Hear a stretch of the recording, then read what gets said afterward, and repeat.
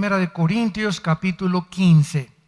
Esta es la segunda parte de la serie, ¿cómo resucitarán los muertos? ¿Cómo resucitarán los muertos?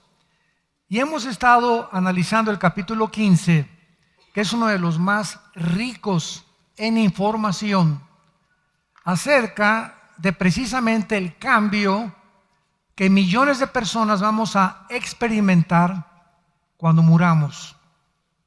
Cuando pasemos de un estado físico y pasemos a un estado espiritual. Como el cambio que tiene una semilla cuando la siembras y muere, y lo que nace no es el cuerpo con el que se sembró. Los árboles que tú ves ahorita en el bosque y en el campo, ese árbol tan inmenso estaba escondido en una partícula pequeñísima llamada semilla, donde estaba el potencial para ese árbol gigante que nació. Cuando viene el cocuyo y se pega en el árbol y ahí deja todo el cascarón, se rompe, muere a su antigua vida. Recordemos algo: la palabra muerte no significa cesación o cesar de existir o dejar de vivir.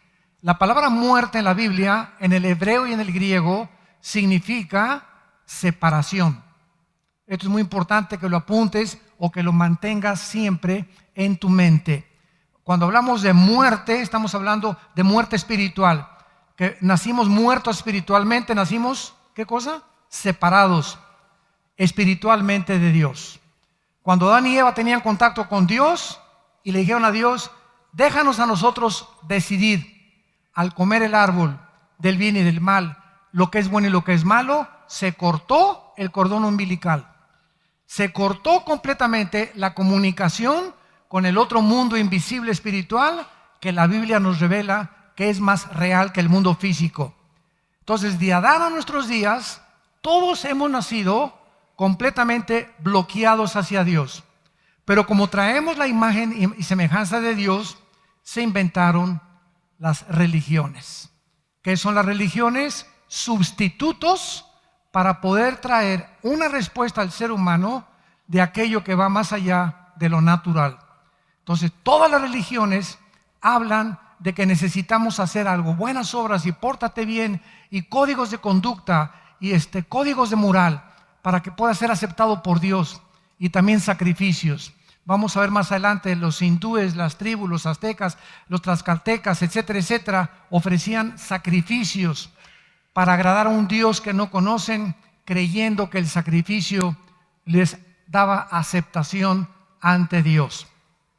Pero qué maravilloso es que vengamos a la Biblia y podamos descubrir verdaderamente qué cosa hay después de la vida y de qué forma vamos a resucitar y qué clase de cuerpo, cómo va a ser tu cuerpo y mi cuerpo después de vivir. En 1 Corintios capítulo 15, versículos del 20, 21 y 22, en la primera conferencia que vimos hace 15 días, analizamos que primero en la resurrección, versículo 20, Cristo ha resucitado de los muertos, primicias de los que durmieron es un hecho. ¿Quién ha sido el primer hombre en resucitar en toda la historia humana y no volver a morir? Jesucristo. En el Antiguo Testamento, Elías se resucitó y Eliseo muertos. Pero esas personas que resucitaron en el Antiguo Testamento volvieron a morir.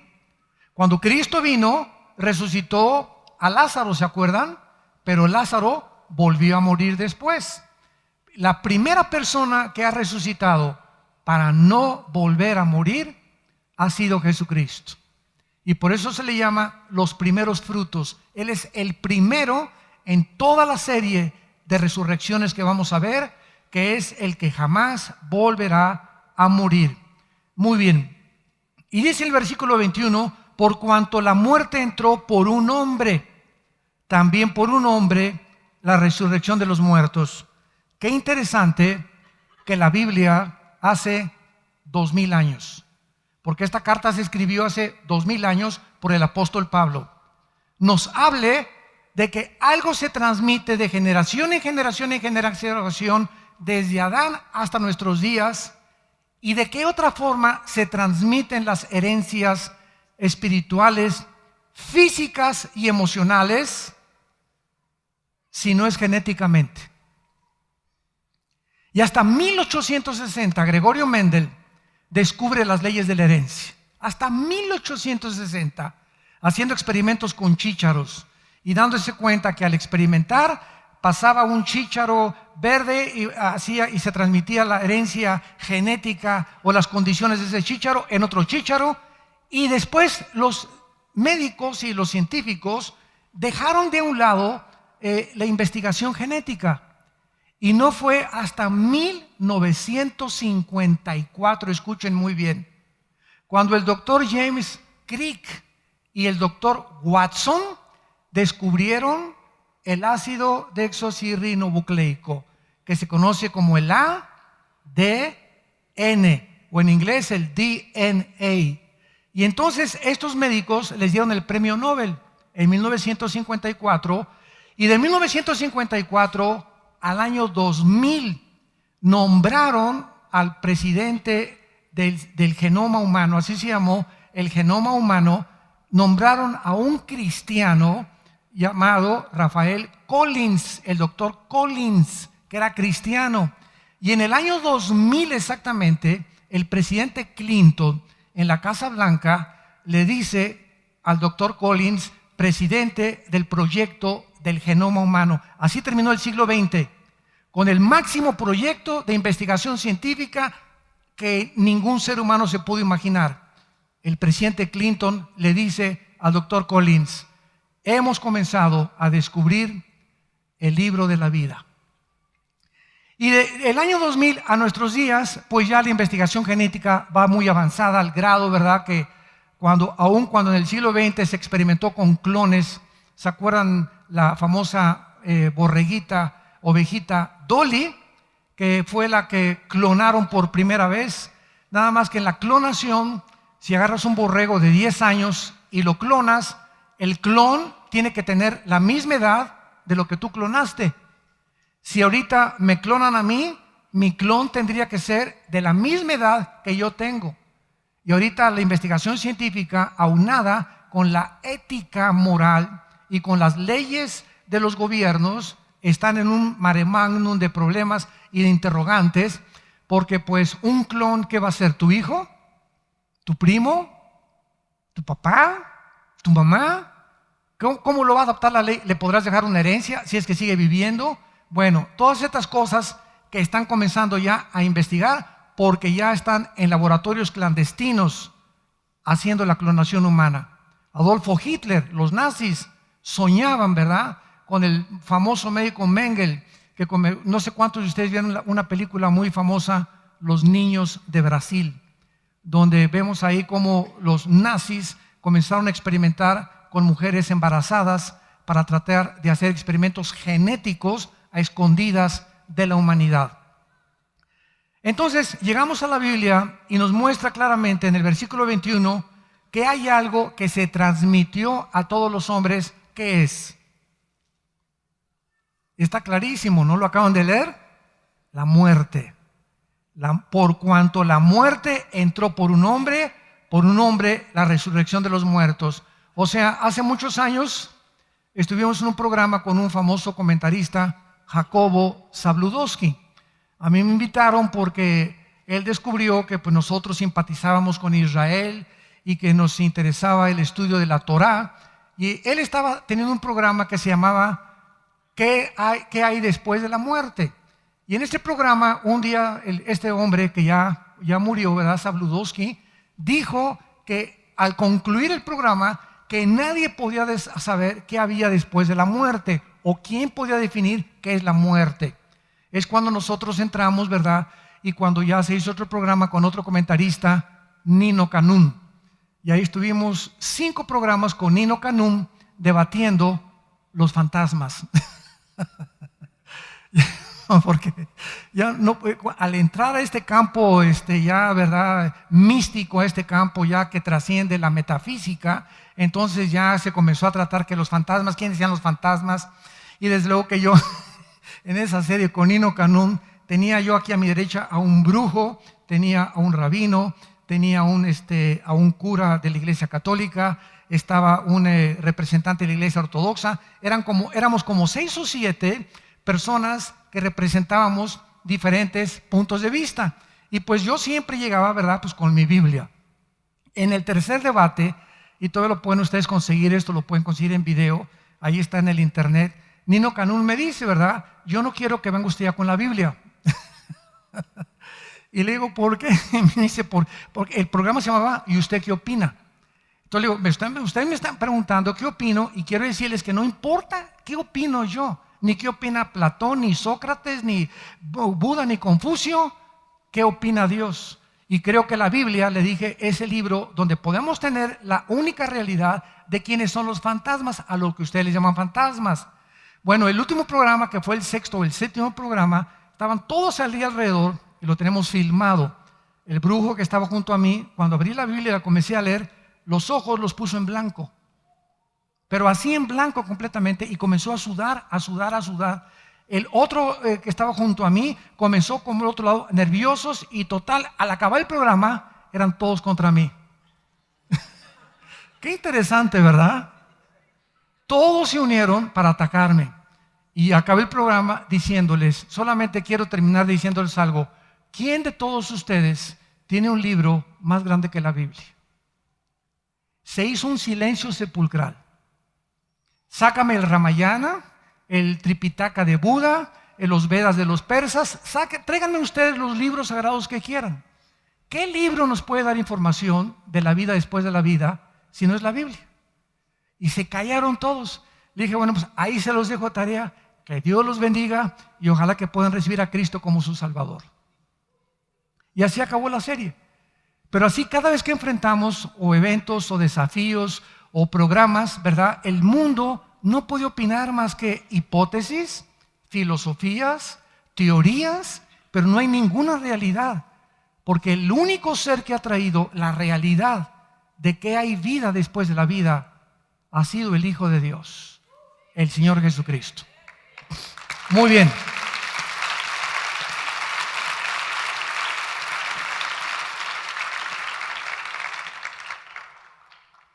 Para poder profundizar más en esto, tenemos que poner muchas bases como la genética.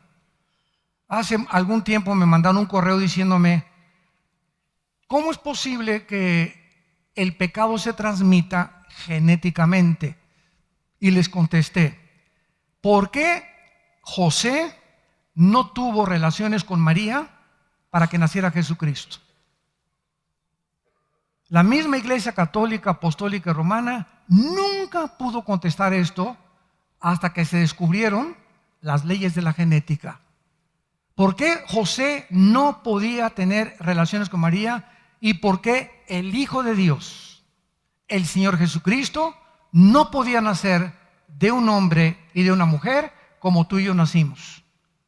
No es hasta que se descubren las leyes de la genética, santos de Dios, que la gente dice, la Biblia, ahora hace 2000 años que la Biblia enseña que un ángel se le apareció a María. Y está en el Evangelio de Mateo y en el Evangelio de Lucas. Y el ángel le dice a María, María, no vas a tener nada de relaciones con José, ni en tu luna de miel. ¿Por qué? Porque lo que van a hacer dentro de ti no va a ser el producto de un hombre. Entonces María, imagínense, pues no entendía nada, ¿no? Sino que el Espíritu Santo te cubrirá, síganme con mucho cuidado, y la genética enseña que las mujeres tienen 2 cromosomas XX. El varón tiene la cromosoma XY. La Y es la que determina el género masculino. Si yo soy varón y tú eres varón, es porque el cromosoma Y de nuestro papá, de nuestro padre varón, ovuló y fertilizó las 2X de nuestra madre. Y si hubiera el cromosoma X de mi papá sido el que ovulara y fertilizara el óvulo de mi mamá, tú naciste mujer. Entonces, el varón es el que determina el sexo. del que van a ser. Si el cromosoma X fertiliza, van a ser mujer. Si es Y, es el varón, porque es en el cromosoma Y donde Dios estableció el género masculino. Ahora, muy bien, ¿qué necesitaba María? Síganme con mucho cuidado. ¿Qué necesitaba María para que naciera hombre? Un cromosoma Y. No lo podía poner José. ¿Por qué? Esa es la pregunta de los 64,000 pesos, como decía Jacobo Saludowski y Paco Malgesto, ¿se acuerdan? Estamos hablando antes de Cristo, ¿verdad? ¿Por qué? Porque José no podía implantarle el cromosoma Y a María, porque ahí en el cromosoma Y se transmitía el pecado.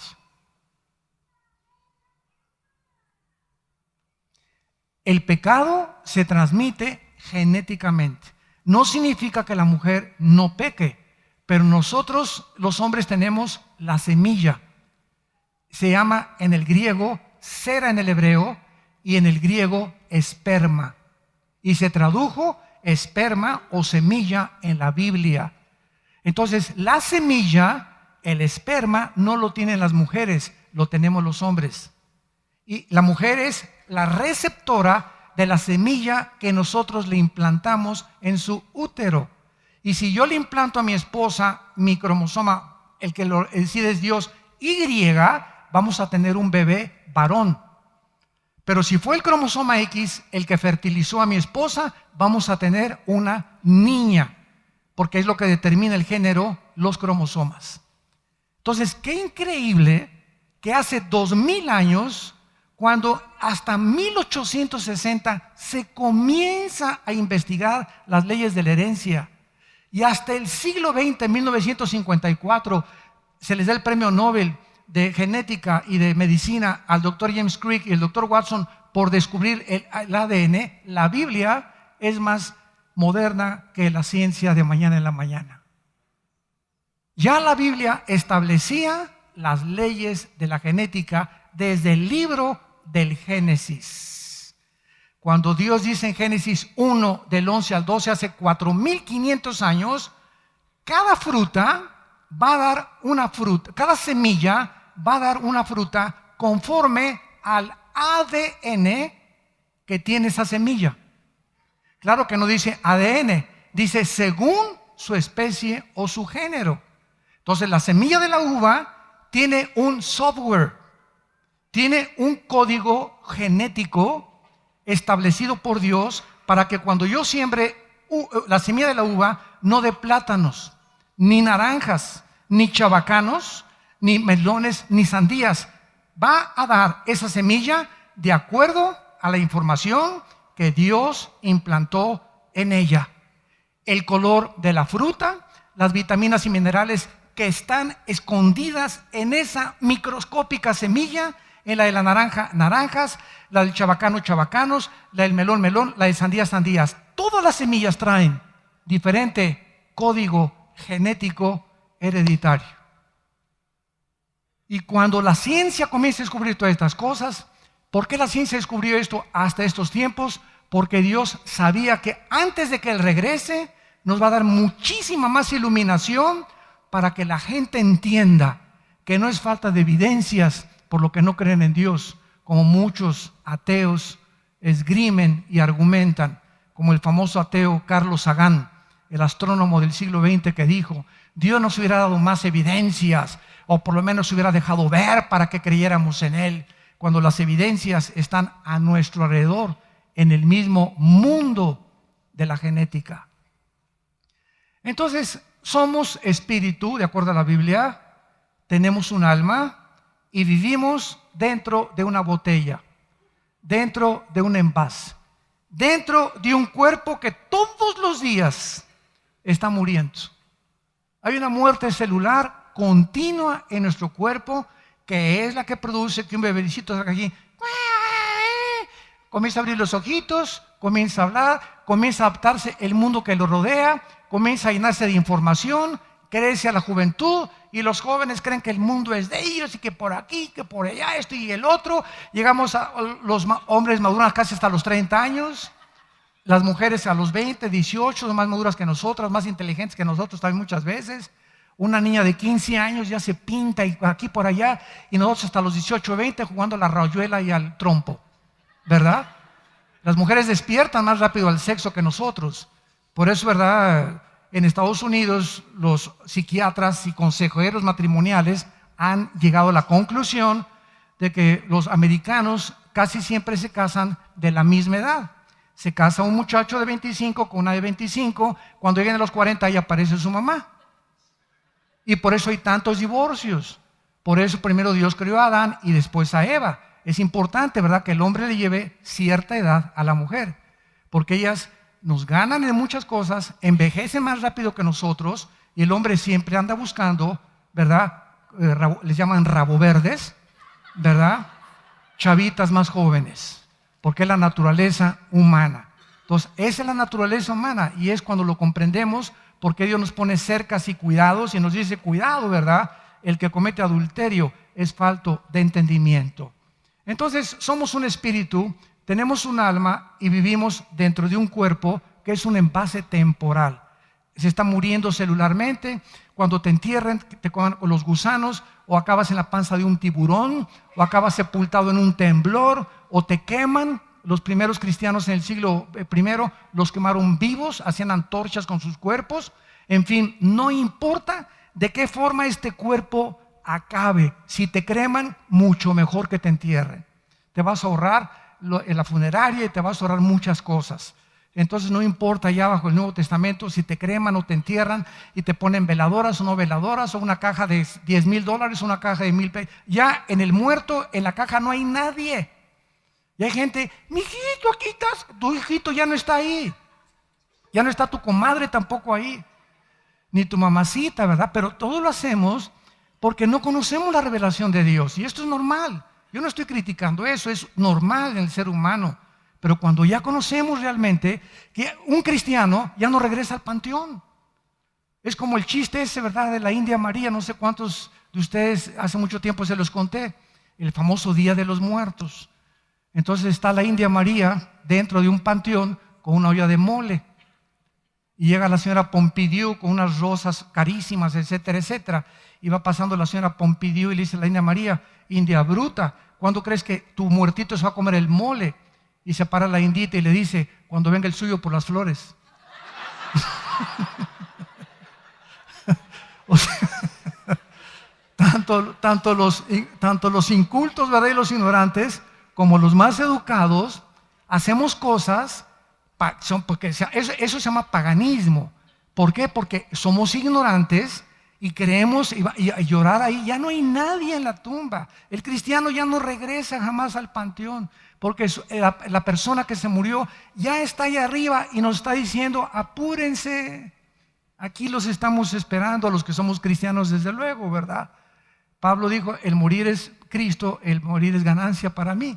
Entonces, cuando hay este conocimiento, dejamos de practicar lo que se llama en la Biblia las costumbres de los pueblos paganas, porque son costumbres que estábamos acostumbrados a hacer por tradición, porque se nos inculcaron desde niños, de acuerdo a la religión que tengamos, estas tradiciones, como irnos de rodillas a una iglesia y sangrarnos, o golpearnos con pencas de plátano en la espalda y sangrarnos la espalda, etcétera, etcétera.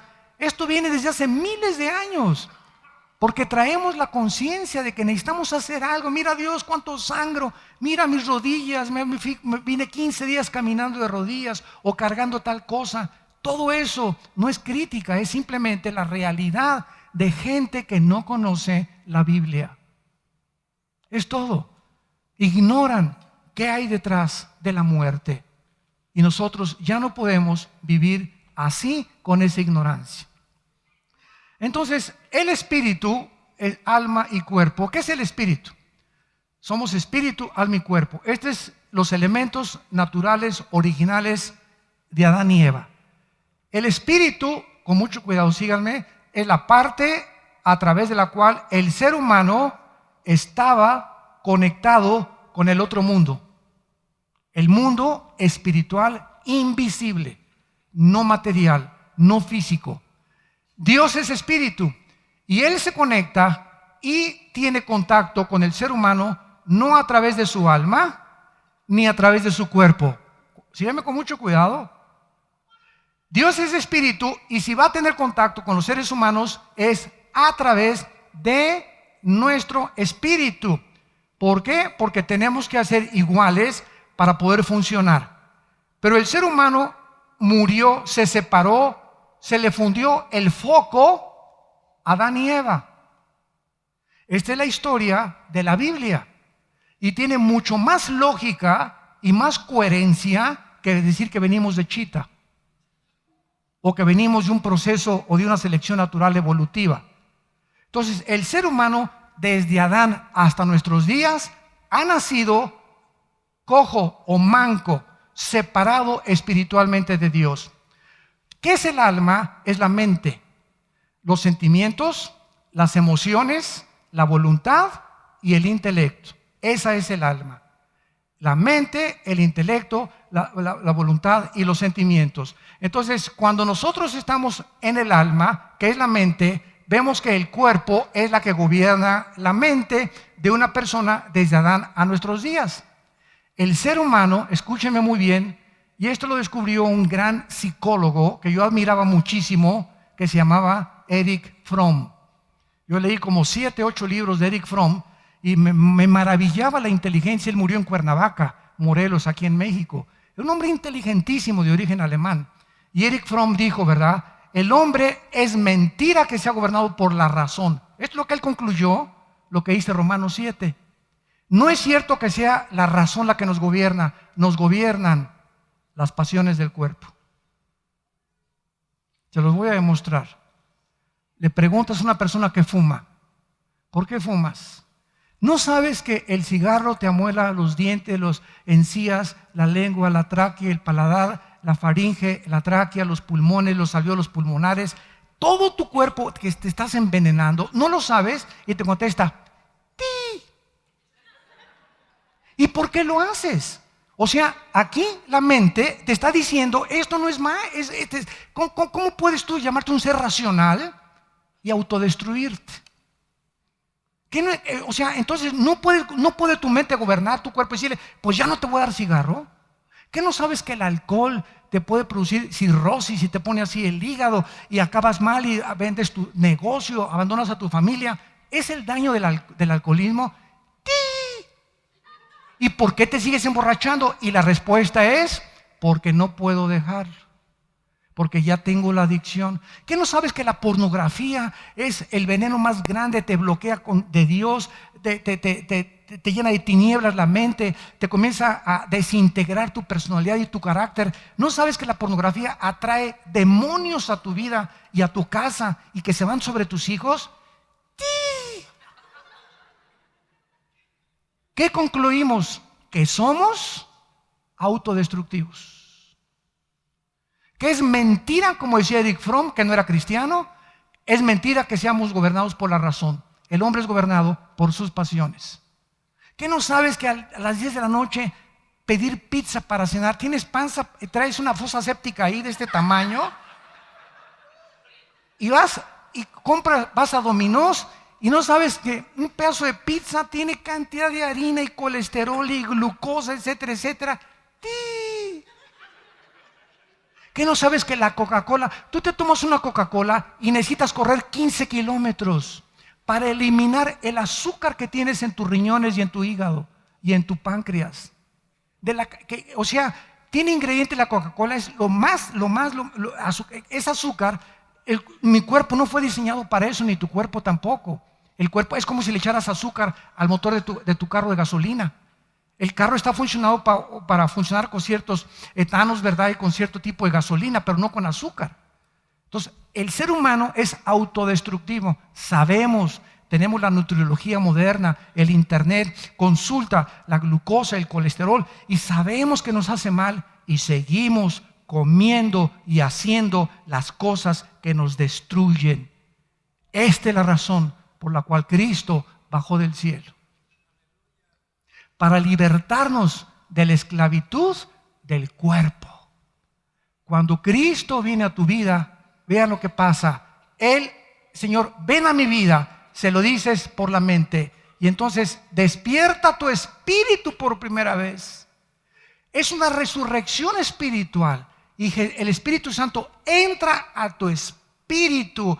Y entonces ahora con Cristo en mi vida, en la forma del Espíritu Santo, comienza mi alma, mi mente, mis emociones, mis sentimientos a recibir la información de aquí a acá.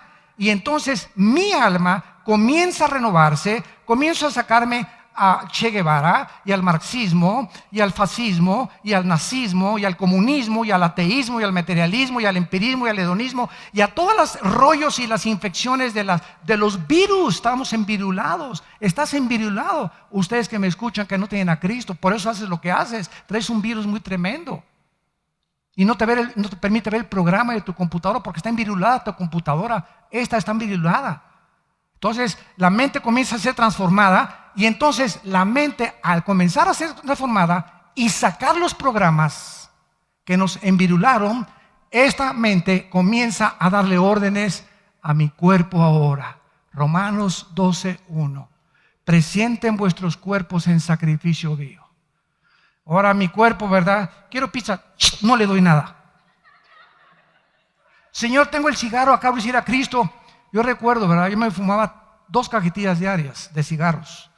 Yo comencé a fumar como a los 14 años y hasta los 25, 26 que me convertí. El día que me convertí llegué con una convicción tremenda en mi vida, sabiendo que Jesús era real, que no entendía muchas cosas, pero que era lo que yo necesitaba. Me acuerdo que los agarré así y dije, desde ahora a la basura, y todo a la basura. Me daban mis toques de la Golden de Acapulco también. Los que no sepan, eso es la mota, ¿verdad? O la marihuana, o como le quieran llamar, con tus carrujos, ¿verdad? Mi hermano y yo éramos bien carrujeros.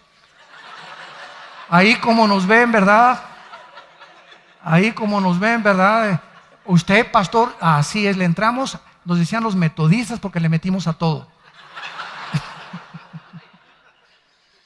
Ya no dice amén. Pero probamos de muchas cosas, ¿verdad? Y a los 25 años cuando vivía a Cristo, porque ¿qué buscaba en las drogas? ¿Qué buscaba en el alcohol? ¿Qué buscaba en el adulterio? ¿Qué buscaba en el sexo? ¿Qué estábamos buscando? Algo que nos pudiera realmente liberar de la esclavitud del pecado. Y por eso hay alcohólicos anónimos, marihuanos anónimos, neuróticos anónimos. Y hay instituciones altruistas muy buenas. ¿Cuál es el propósito? Pues te liberan del alcohol, pero sigues robando. Y te liberan de las drogas, pero tienes otros problemas. Cristo viene a la raíz, no a cortar ramas de nosotros, no a que ya no seas alcohólico ni seas marihuano, sino viene a la raíz, a desenganchar, a desarraigar la raíz que está en el corazón e implantar entre nosotros una nueva naturaleza. El que está en Cristo, nueva criatura es. Nueva criatura es.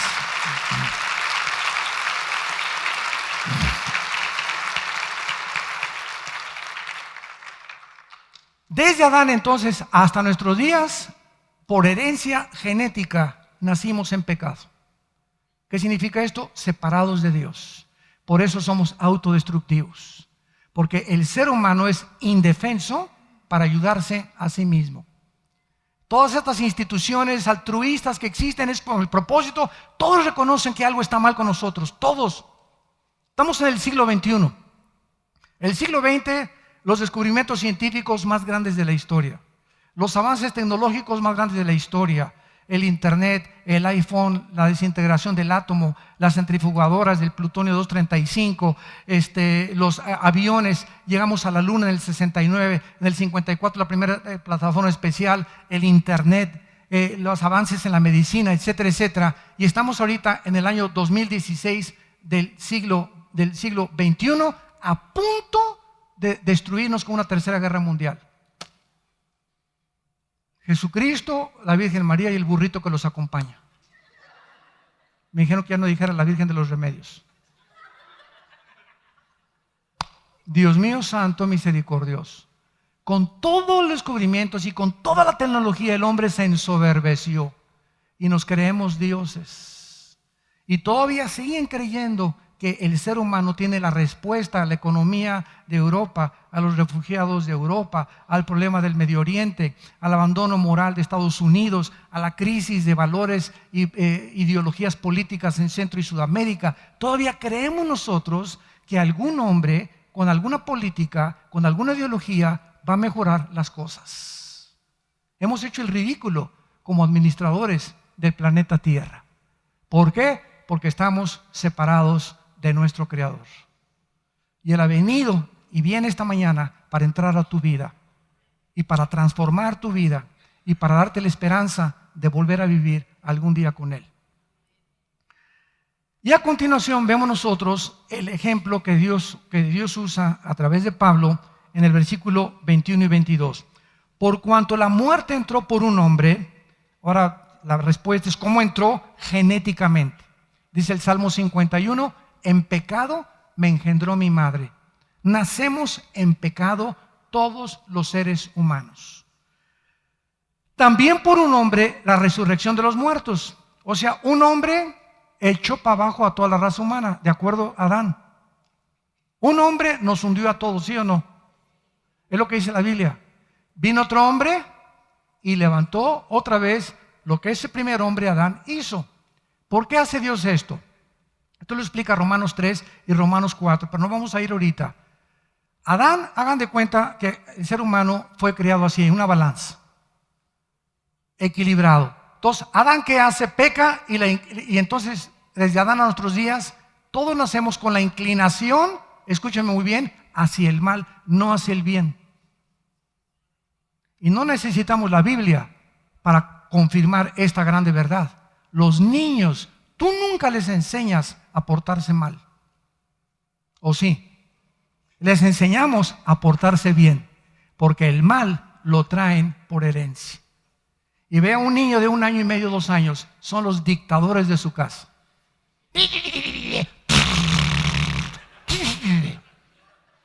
Y comienzan a gritar, y eso y el otro. Y ya 2, 3, 4 años, y les pones a 2 o 3 niños de 3 o 4 años con diferentes juguetes. Y el otro, ese ya no lo quiero. Y al ratito quiere todos los demás. Esos experimentos los han super hecho todos los psiquiatras y los estudiantes del carácter y la personalidad infantil. Y han descubierto eso, que traemos ya desde niños la maldad, lo malo. Y les enseñamos a portarse bien. Es el diagnóstico precisamente de la Biblia. Nacimos en pecado, con la tendencia hacia el mal por haber nacido separados de Dios. Entonces la balanza se inclinó con Adán. Y Dios sabía que iban a nacer personas que iban a decir, ¿y a mí por qué me culpas de ese tonto de Adán? ¿Yo qué culpa tengo de que él? Bueno, ¿sabes una cosa? Lo que él hizo, tú lo sigues haciendo. Como dice el dicho del granjero. Era un granjero que comenzó la cosecha y había una calabacita que nació chueca. Entonces pasa el granjero a cortar todas las calabazas chuecas y a echarlas al fuego. Y la calabacita chueca le dice al granjero, ¿por qué me echas al fuego si yo no tuve la culpa de nacer chueca? Y le contesta el granjero, te voy a echar al fuego no porque hayas nacido chueca, sino porque nunca quisiste enderezarte. De tal manera amó Dios al mundo que nos ofrece la medicina para enderezarnos. Y si tú te llegas a condenar una vez al infierno, Dios no te quería enviar al infierno. Dios te ama y dio a su Hijo para darnos la medicina de salir de ese estado de autodestrucción en el que hemos nacido. Y si tú te condenas, no es porque es la culpa de Adán, es porque tú quisiste seguir viviendo igual que Adán y no quisiste tomarte la medicina que es la sangre de Jesucristo. Es el único antídoto contra el pecado del ser humano. Entonces Adán hace esto, inclina la raza humana, viene Cristo y hace esto. De Cristo para nuestros días, de hace 2000 años, nacemos todos así ya.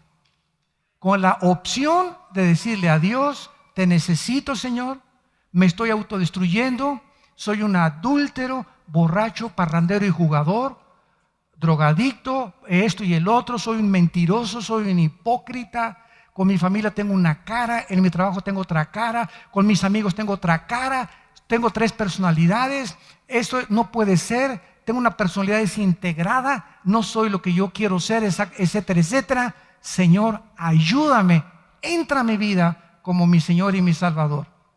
Y Dios te promete que si tú clamas a Él, Él te responderá y te enseñará cosas grandes que tú no conoces.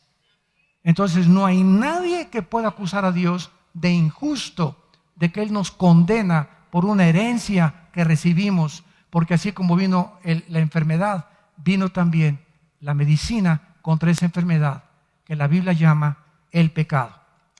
Muy bien, ahora veamos a continuación rápidamente, como dice aquí en el versículo 23, porque en Adán, versículo 22, todos mueren. ¿Qué es la muerte? Es el resultado del pecado. Este comentarista Zabludowski nunca pudo contestar por qué tenemos que morir, ni a los invitados que tuvieron en el programa. Nadie puede saber por qué tenemos que morir, por qué no vivimos eternamente, por qué se tiene que terminar nuestra vida a los 70, 80, 90 años de edad. ¿Por qué? La Biblia es el único libro que nos da la respuesta, porque la paga del pecado es la muerte. La paga, el salario que el pecado con el que tú naciste y yo nací demanda es la separación de Dios eternamente. Pero el regalo de Dios es vida eterna en Cristo Jesús. Dice en el versículo 22, así como en Adán todos mueren, en Cristo todos serán vivificados. Pero cada uno, y vean el orden, en su debido orden. Dios es un Dios de orden. Cristo fue el primero, ¿verdad? Las primicias. Luego los que son de Cristo, ¿quiénes somos de Cristo? ¿Perdón? No, pero no todos, ¿eh? En el Antiguo Testamento no eran de Cristo. ¿Sabían ustedes eso? ¿Saben quiénes somos de Cristo? Los que estamos en Cristo desde Pentecostés a nuestros días. Vamos a primera de Tesalonicenses, capítulo 4. Esto es muy importante. ¿Quiénes somos los que estamos en Cristo? Primera de Tesalonicenses 4, versículo 13. Tampoco queremos, hermanos, que ignoren acerca de quiénes. Ya vimos en la clase anterior que dormir no es la muerte no es un estado de inconsciencia. Porque en el momento que morimos estamos conscientes, lo demostramos la clase pasada. Entonces, el término dormir implica que el cuerpo está completamente como anestesiado, ¿verdad? El alma se sale, lo vi en la clase pasada, y el espíritu también. El cuerpo se queda en la tumba, te queman, o en la panza un tiburón, no importa. El cuerpo, donde acabe tu cuerpo, no importa. Al salirse el alma y el espíritu, vemos nosotros aquí en este pasaje que viene Cristo. Cuando venga Cristo con Él, venimos el alma y el espíritu. El cuerpo va a resucitar, y lo que resucita no es el cuerpo que tú tienes ahorita ni el que yo tengo. Muchos tienen orejas de papalote, otros nariz de codorniz, otros cachetes de cotorra del África, ¿verdad? Otros bajitos, otros altos, ¿verdad? No hay las mujeres más bellas, Miss Universo y todo, se siguen creyendo que les falta algo, que siempre hay alguien más bonitas que ellas, en fin, ¿verdad? Nunca vamos nosotros a estar satisfechos con el cuerpo que tenemos. Siempre queremos mejorar algo, que me respingue la nariz, que las orejas me las aplaquen, que me hagan más pompas aquí atrás, que me den más músculos por acá, que botox, que esto y que el otro, porque no es pecado el querer mejorar nuestra apariencia. Es pecado que se convierta en una adicción y que cada 3 o 4 años te estiren la cara y acabes como Michael Jackson.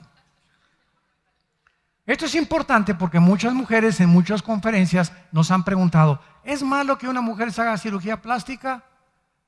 Y tú como cristiano tienes que contestar, ay, no es pecado, te vas a ir al lago de fuego.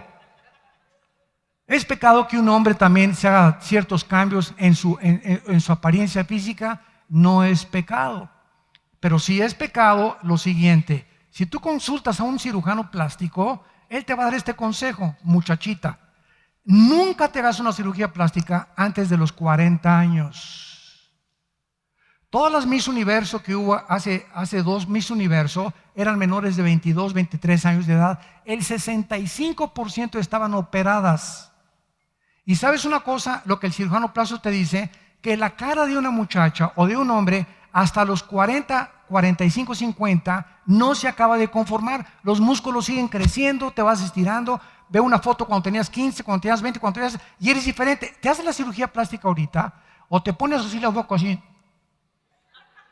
como muchos quieren tener, la verdad, tipo Angelina Jolie, y quieren tener la bocota sí o sí o sí.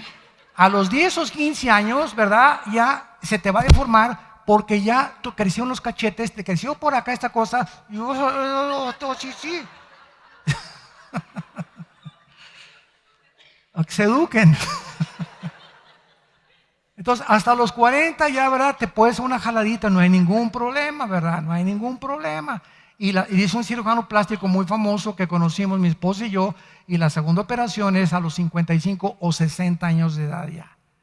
Pero no te las hagas a los 40, 45, 50, 55, como me acuerdo de la famosa actriz mexicana María Félix, que cuando levantaba la mano se le levantaba la patita también, ¿verdad? 12 cirugías plásticas se hizo la señora, 12. El pobre Michael Jackson, imagina, con millonario, y no encontró un cirujano. Cuando fue con el tercer cirujano le dijo: Michael, ya no tienes remedio, te has deformado completamente, pues ahora quiero así, hasta se puso una sustancia para dejar de ser negrito, y por él quería ser blanco. Qué increíble, ¿verdad? Todo lo que tratamos de hacer. Entonces, cuando nosotros resucitemos, dice Primera de Tesalonicenses capítulo 4, no quiero, hermanos, que ignoren acerca de los que duermen, para que no se entristezcan como los otros que no tienen esperanza. Es lógico que un cristiano, al ver morir a un ser querido, lloremos. Llorar no es malo, es todo lo contrario. Abstenerse de llorar te puede llevar a una crisis nerviosa, o te puede llevar a un estado de depresión tremendo. Si tienes ganas de llorar, llora y patalea y grita, y desahógate lo más que puedas. Es sanísimo llorar. Dios hizo las lágrimas, pero un cristiano, después de 2 o 3 meses, no sigue llorando. Digo, de vez en cuando te entristeces y ves el cuarto de tu hijo, de tu primo, de tu esposo, y nos llegan recuerdos, ¿verdad? Ni tampoco nos vestimos de negro. Como me acuerdo mi abuela, ¿verdad? Se murió uno de sus hijos, 6 años no se quitó el vestido de negro. Yo: señora, ¿por qué? Le decía, mi abuela se llamaba materna Evercita, ¿por qué te quitaste, por qué estás de negro? Estoy de luto. Imagínense nada más, ¿no? Costumbres paganas, transmitidas por tradiciones que no tienen su origen en la Biblia. Y es normal, ¿verdad? Cuando no sabes, creen que es el luto. ¿Y qué? Una vestida de negra, ¿qué te va a hacer? O sea, el muertito te va a ver y sigue de negro, sigue de negro, sigue de negro, mamacita, sigue de negro, mi abuelita. Por el amor de Dios, ¿verdad? Pero repito, entonces es una mezcla de tristeza con gozo. La muerte de nuestros seres queridos es una mezcla. Nos entristecemos, pero tenemos el gozo de que están en un mundo mejor. Y ya no están con nosotros sufriendo. No, yo hubiera querido que mi abuela a los 90 años se quedara aquí, la viejita, a seguir sufriendo con nosotros, a que le sigamos alimentando y esto y el otro, ¿verdad? Dice un hermano que me habló hace mucho tiempo: oye, mi mamá está muriendo, mi abuela de 93 años está muriendo. Le dije: déjala que se pinte ya. No, es que, ¿para qué quieren que se quede eso? Tenemos que morir todos. Y ya tu abuelita no puede ni caminar, la pobre, ya es una libertad, es una prisión el cuerpo, que al morir sale como la mariposa, rompe el cocuyo y nos está esperando los ángeles y Dios. Si supiéramos eso y lo creyéramos, entonces compensa la tristeza que tenemos. ¿Me siguen? Entonces ya se compensa, está en un lugar mejor. Haz de cuenta que lo mandaste a España, o que lo mandaste de primer ministro a Inglaterra, o sea, no lo vas a volver a tu hijo, pero está en un mundo mucho mejor del que tú te puedas imaginar. Haz de cuenta que está en Disneylandia todos los días. Entonces eso nos consuela. No quiero, hermanos, que ignoren acerca de los que duermen, para que no se entristezcan como los que no tienen esperanza, que les dure el luto 5 o 10 años. Tenemos que seguir viviendo, santos de Cristo. Tenemos que seguir viviendo. de alguna u otra manera, Dios nos fortalecerá para seguir adelante con nuestras vidas. Y el versículo 14 es el que nos incumbe. Porque si creemos, hay un sí condicional, si realmente crees que Jesús murió y resucitó, así también traerá Dios con Jesús a los que durmieron en Él, en Cristo. ¿Y desde cuándo estamos en Cristo? ¿Desde cuándo estamos unidos en su cuerpo, en su carne y en sus huesos? Desde el día de Pentecostés. ¿Qué es el bautismo del Espíritu Santo? La operación del Espíritu Santo, donde Dios nos amalga, nos une, nos identifica. Él es la cabeza y nosotros su cuerpo. Estamos en Él. Dice Efesios 5, es un misterio espiritual. Pertenecemos al cuerpo de Cristo. ¿Qué es la iglesia? No es el edificio, no es la covacha, no es nada. La iglesia es donde 2 o 3 nos reunimos en su nombre. Somos nosotros las personas, la iglesia. Entonces, antes del Antiguo Testamento no estaban en Cristo. Cuando venga el rapto de la iglesia, que ya no tarde en venir, y desaparezcamos millones de personas, solo de Pentecostés a nuestros días, desde 2000 años para acá, nos vamos a ir con Él. ¿Qué pasará con los demás santos? Vean el orden de las resurrecciones. Apúntenlo a los que les interese. Las resurrecciones, la Biblia nos muestra de 6 resurrecciones en la Biblia. El primero fue Cristo. El segundo, nosotros, los que somos de Cristo, o sea, la iglesia. En tercer lugar, Apocalipsis 11, los 2 testigos van a resucitar en Jerusalén cuando el anticristo los mate. Número 4, Daniel 12, del 1 al 2, los santos del Antiguo Testamento. En la segunda venida de Cristo, cuando vengamos con Él, los santos del Antiguo Testamento van a ser resucitados. ¿Por qué? Porque hagan de cuenta que aquí es el rapto y van a pasar los 7 años de tribulación. Nos vamos con Cristo y mientras pasan 7 años de tribulación aquí en el mundo, juicios tremendos, en el cielo, en esos 7 años, nosotros estaremos en el tribunal de Cristo, Romanos 14, 10, 1 Corintios 3, del 10 al 14, para ser juzgados por nuestras obras, no por la salvación, porque la salvación no se puede perder. Seremos juzgados por lo que hicimos o dejamos de hacer mientras estuvimos en el cuerpo. Entonces, y vamos a las bodas del Cordero. Entonces, el tribunal de Cristo y las bodas del Cordero en el cielo, mientras pasa la tribulación. Al acabar la tribulación, la tercera guerra mundial, el Armagedón, bajamos con Cristo, todos los que morimos ya, y entonces establecemos el reino de Dios aquí en la tierra, y aquí en esta segunda venida, los santos, Daniel 12, el 1 al 2, del Antiguo Testamento, desde Adán hasta Pentecostés, resucitan para poder entrar al reino milenial junto con nosotros.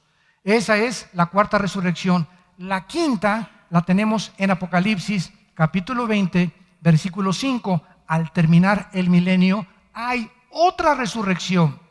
Los otros muertos, Apocalipsis 25, no volvieron a vivir hasta que se cumplieron 1000 años. Esta es la quinta resurrección. Esta es la primera resurrección.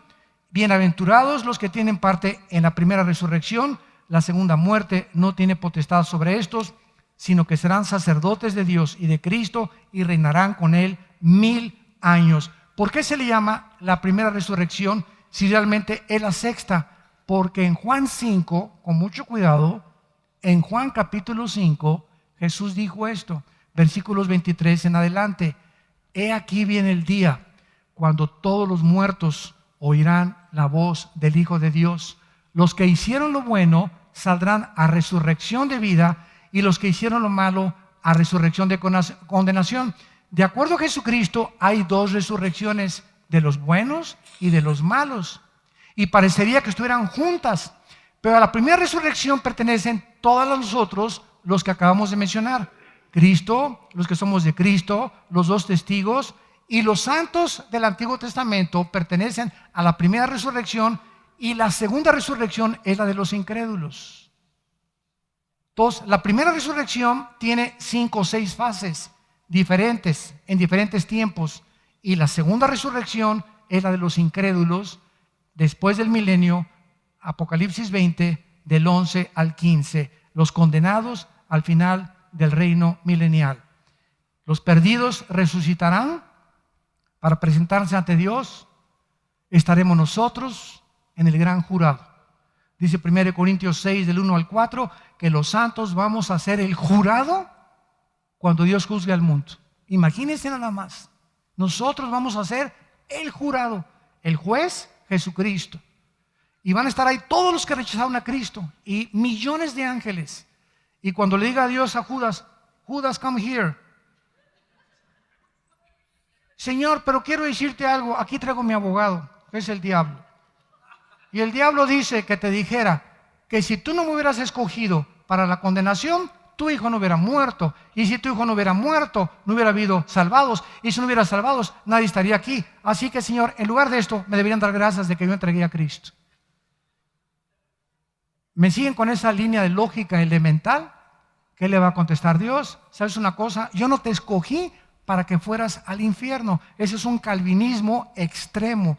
Así se llama teológicamente. Ni escogí a otros para que se fueran al cielo. Yo sabía quiénes iban a condenar.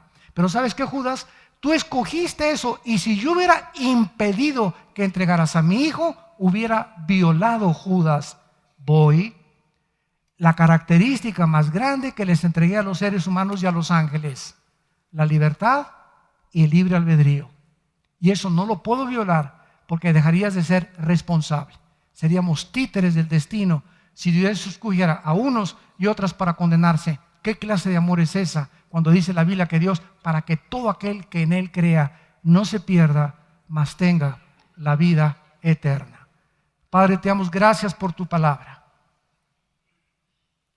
Te damos gracias, Señor, por esta revelación e iluminación que nos das para comprender el mundo espiritual. Tú no quieres que permanezcamos ignorantes, sino que levantaste a tu Hijo de entre los muertos a los 3 días. Y fue la resurrección de Cristo la que cambió el mundo antiguo y transformó el imperio romano. El imperio más grande de la historia fue conquistado por el mensaje de los apóstoles que el Hijo de Dios había prometido resucitar, y lo cumplió. Y cuando ellos lo vieron con sus propios ojos, que Jesús era real y que los invitó a tocar su cuerpo y sus llagas que le hicieron en la cruz, se apoderó de ellos el espíritu de poder y de valor, y se enfrentaron al mundo gritándoles: arrepiéntanse de sus pecados. Y este es el mensaje que Dios nos ha entregado: arrepiéntete de tus pecados, porque el reino de Dios ha venido. Y Dios quiere que no te condenes. Dios dio a su Hijo en la cruz para que tú no mueras eternamente, separado de Él eternamente, sino para que seas partícipe de la vida eterna. Invita a Jesús en tu vida y dile: Señor mío y Dios mío, creo que en la cruz pagaste con tu sangre por mis pecados, que soy un ser autodestructivo y que si tú no intervienes en mi vida, yo no puedo cambiar. Creo que volveré a vivir contigo porque creo que tú eres el Hijo de Dios. Te recibo como mi Señor y mi Salvador, en el nombre de Jesús. Amén.